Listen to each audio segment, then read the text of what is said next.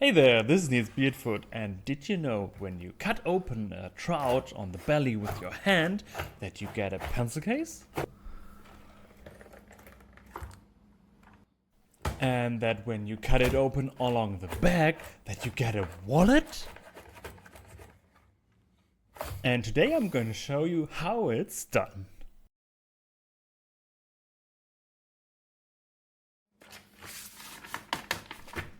The trick is simple. We start with the pattern, cut it out and trace it onto our wedge tanned leather. We're using 2.5mm or 6-ounce wedge tanned leather here.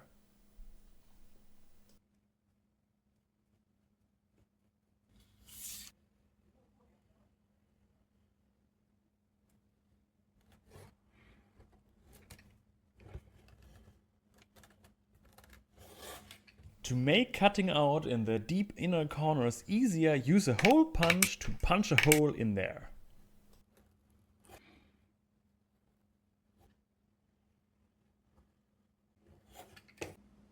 Next, we want to use a beveler to bevel the edges.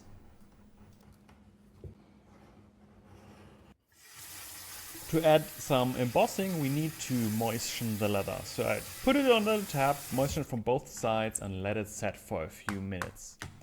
Then we can start punching holes.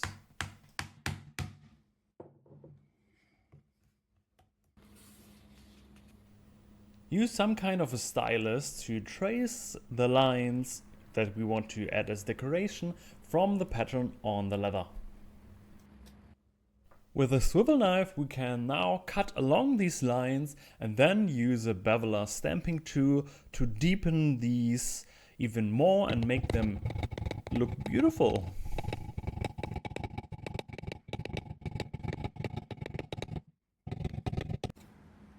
With a bone folder I add some scales into the skin, and with a camouflage stamp I even give this more character.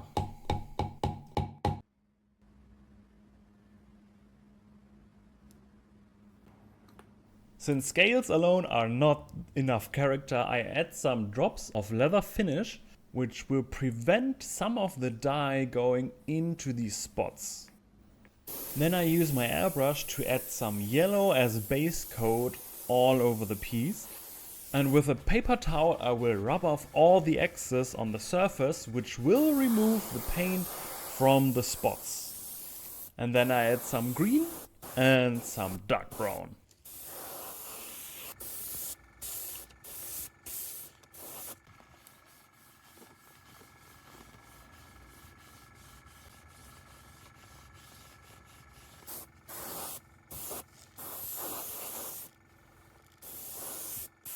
And since it's still not enough character, I use the other end of a brush with some red dye to add some spots in the spots.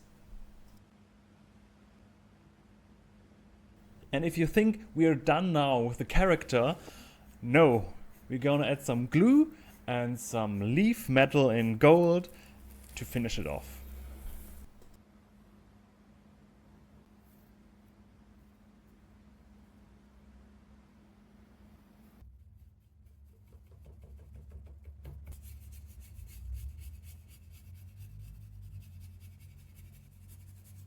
Oh yeah, and then there's the sandpaper. Get some high-grain sandpaper to remove some of the dye on the high spots for some highlights. With some leather finish, we now finish it off for real. Put it everywhere and also put it on all the edges that will stand for themselves so we can burnish them.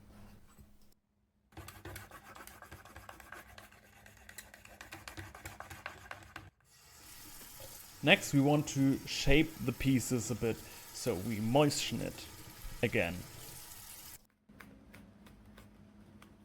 Mostly we want to give it a round shape, so it fits what the trout actually looks like. We also got some little fins, give them some bend to make them look nice. On the head we mainly want to press out the eyes and the gills and then bend the whole thing towards each other like this. And the same goes for the lower jar.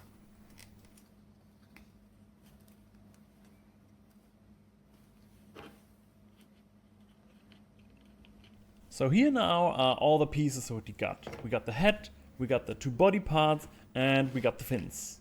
And we got the zipper. I don't like him. Now getting to my least favorite part, adding the zipper.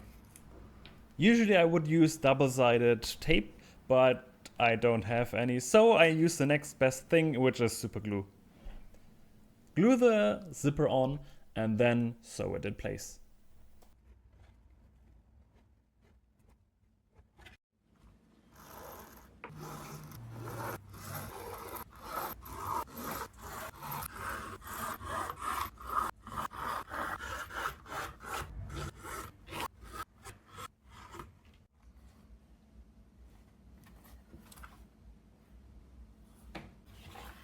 Next we can sew the other body part also to the zipper and then use some rivets to get the fins in place.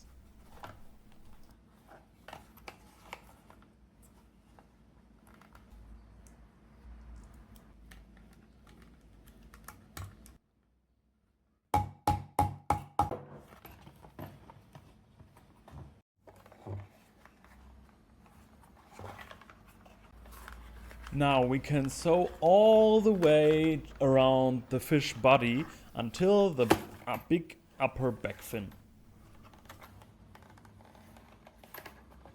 Here, for better body shape, we actually want to moisten that and then switch from flash side to flash side sewing to flash side to top side sewing, like this.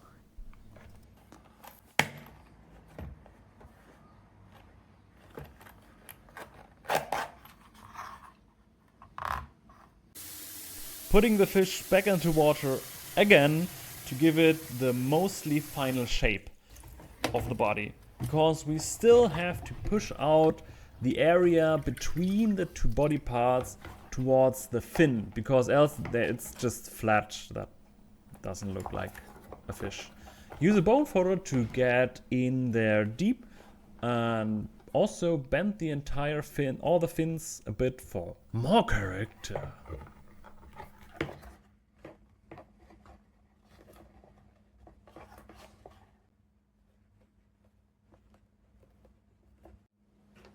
On the head and jar we got these openings that we just want to sew closed.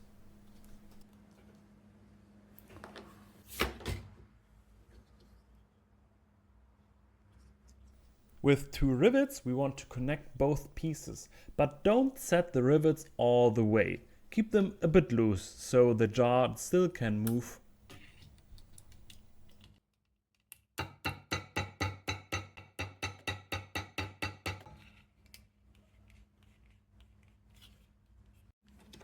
To hook the fish onto a hook, we also want to add a D-ring in the mouth. And that's what we do here. We got this piece, just sew it close so the D-ring holds. And now we want to sew it in place together at the same time with the head.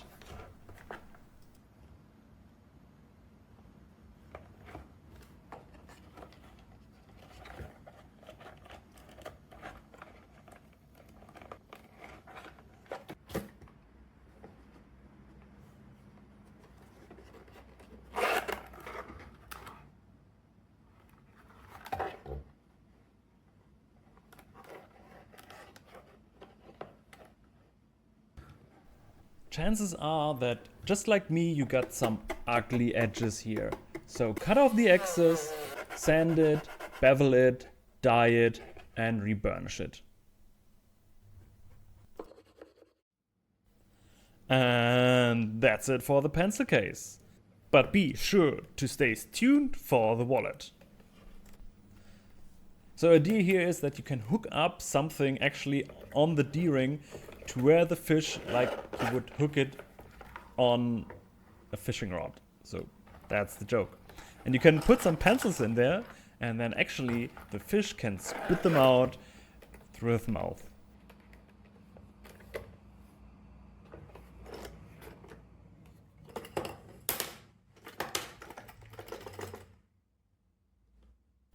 And oh yeah, you can also put sunglasses in there.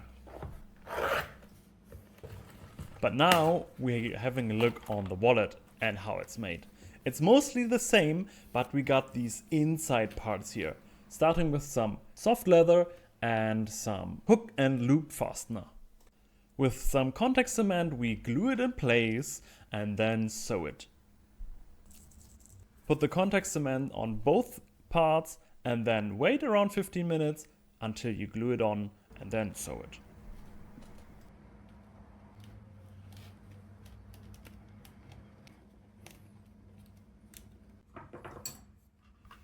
Use an awl and some foam as counter pressure to cut open the holes and then you can sew them.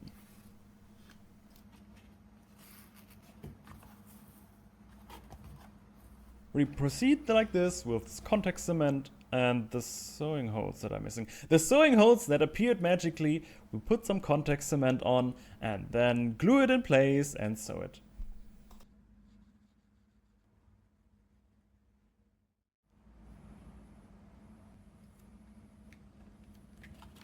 The gluing here is actually not that trivial, so take your time.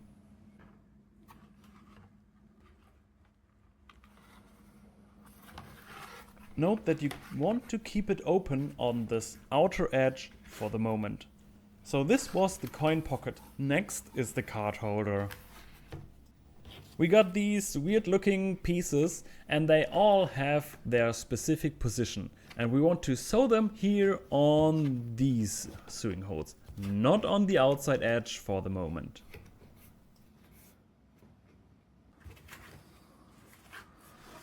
Easy.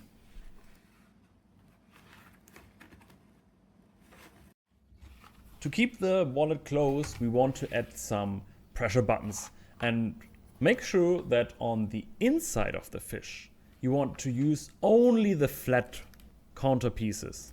On the outside of the fish, you want to use only the very much rounded ones. Here you can see it's the flat piece on both sides, and here it's the rounded piece. To get a better shape on the fish tail, we got these little pieces that we want to glue in here. So get some contact cement, glue them together, and then heavily bevel the edges.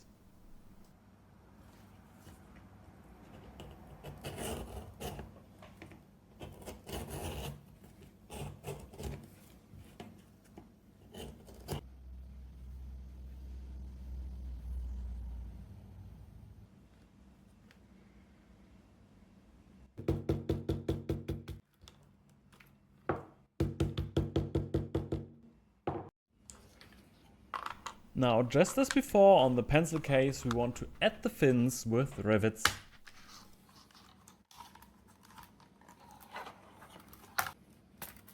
Next, we want to marry inside and outside together by sewing all the edges.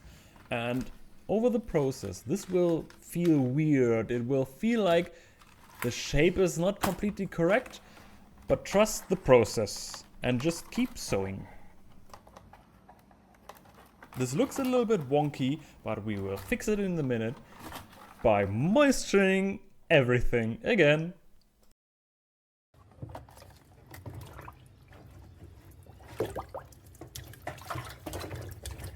Dunk it in only for a moment, take it out and let it dry for a bit before you proceed. Then you can press out the coin pocket and get some cards that you do not use anymore as reference and easier shaping tool, and then close it. And you see now here we want to give this around a shape, but the inside we want to get mostly straight. That's the difficult part here. But you got the time, just over the drying time, multiple times go in there, have a look, make sure it's mostly straight, and you're good to go.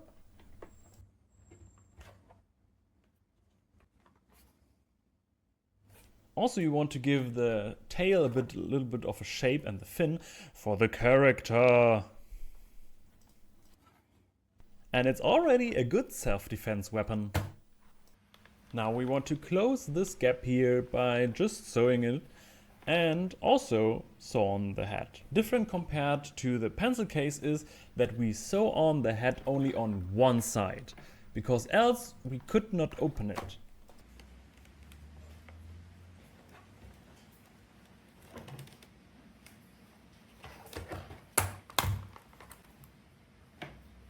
Now we want to moisten the fish again, at least the head, because we want to shape it a little bit to fit in this gap of the body just perfectly. You see, when opening, no collision with the head. Here as well we want to clean up those edges, cut them, grind them, bevel them, dye them and burnish them.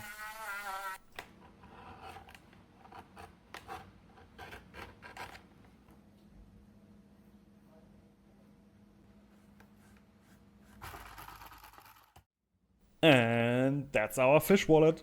I hope you enjoyed this video. I personally really love the D-ring in the mouth because you can just hook it up and wear it however you want and pretend you got it by a fishing rod.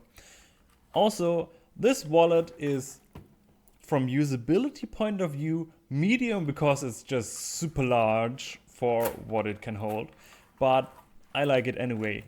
If you ask yourself why is the coin pocket designed like this, because it has to hold the coins while the fish is held up on the head and pieces are not going to fall out. Also, only the heads make a great bracelet, as well as only the fins. I hope you enjoyed this and see you guys next time. Have a great day!